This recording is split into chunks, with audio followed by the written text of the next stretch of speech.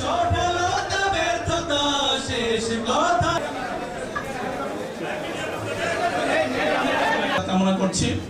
আমাদের শহীদ ঈদগাহে আরো একজন ভাই নসিব আজকে সকালে কুর্মিটোলা হাসপাতালে অনেক ভাই দাঁড়িয়ে আছেন, দাঁড়িয়ে থাকার লক্ষ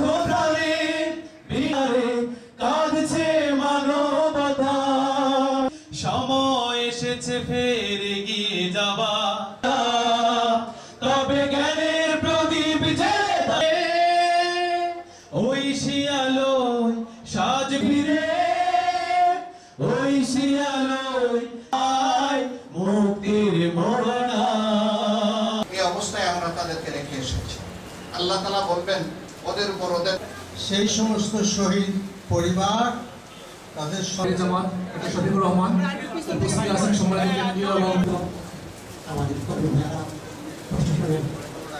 একটু বসেন, একটু পরিবেশ তৈরি করার এদের জন্য দোয়া করবেন।